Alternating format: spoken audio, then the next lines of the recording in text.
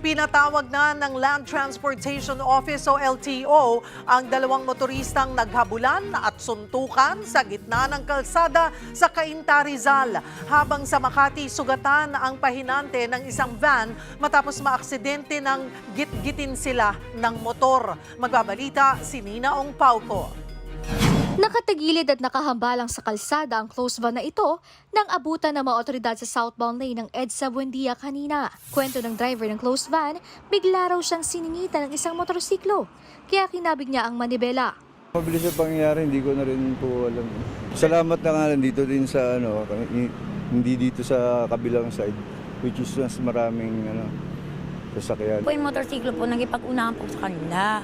Bale, si kuya, umiwas siyang pag-iwas siyang ganon, bigla sila sumalpok dito po sa may gutter.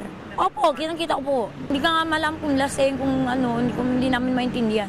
Sinigawan pa nga ng asawa ko eh. Hindi siya uminto, diretso lang po. Wasak ang bahagi ng center island na tinamaan ng sasakyan. Ligtas naman ang driver, bagamat iniinda niya ang pananakit ng braso. Nasugatan din sa braso ang isa sa dalawang pahinante ng van. Tumagal ng halos 2 oras bago na ialis ang humambalang na closed van.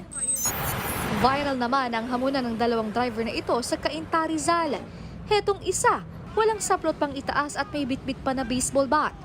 Habang ang isa nakaputing t-shirt, nag-aambahan pa sila nung una. Pero si Kuya nakatopless, parehang sigaw doon sa nakaputi. Narindi na yung isa kaya pinagsusuntok siya sa gitna ng kalsada. Sa lakas ng kamao ni Kuya nakaputi, napahiga ang lalaking walang pang itaas at naumpog pa sa isang SUV. Bumangon pa ito at akmang papalag. Pero napatakbo rin kalaunan. Dito na siya hinabol ng kaalitang driver at hinabol pa ng suntok kaya nawalan siya ng malay. Hindi pa malinaw kung ano ang nangyari pagkatapos ng tagpong yan.